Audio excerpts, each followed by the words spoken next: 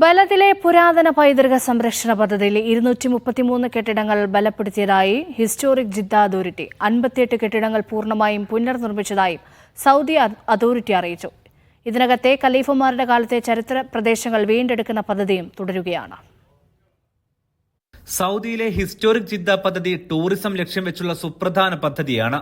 233 കെട്ടിടങ്ങളാണ് ബലദിൽ ഇതിന്റെ ഭാഗമായി സംരക്ഷിക്കുന്നത്. 58 കെട്ടിടങ്ങൾ ഇതിൽ പൂർണ്ണമായും നവീകരിച്ചു. 35 തകർന്ന കെട്ടിടങ്ങൾ പുനർനിർമ്മിക്കുകയും ചെയ്തു. പ്രദേശത്ത് നടത്തിയ പുരാവസ്തു പരിശോധനയിൽ 25,000-ലധികം പുരാവസ്തുക്കളുടെ വിവിധ ഭാഗങ്ങൾ കണ്ടെത്തിയിട്ടുണ്ട്. 4 ഭാഗങ്ങളിലാണ് ഇവ കണ്ടെത്തിയത്. പ്രാചീന ഇസ്ലാമിക കാലഘട്ടത്തിലെ വസ്തുക്കളാണ് ഇത്. 7-ാം നൂറ്റാണ്ടിൽ നിന്നുള്ള ഉസ്മാൻ ബിൻ അഫ്ഫാൻ മസ്ജിദ് വീണ്ടെടുക്കുന്ന പദ്ധതിയും പുരോഗമിക്കുകയാണ്. അൽനദ മാർക്കറ്റ്, ഗോൾഡ് സ്ട്രീറ്റ് എന്നിവ പുതുക്കി നിർമ്മിച്ചതും പദ്ധതിയുടെ പ്രധാന സവിശേഷതയാണ്.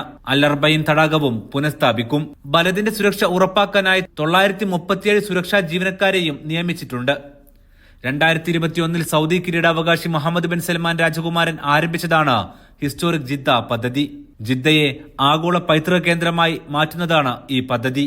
Aftab Rahman, media 1, Riyadh.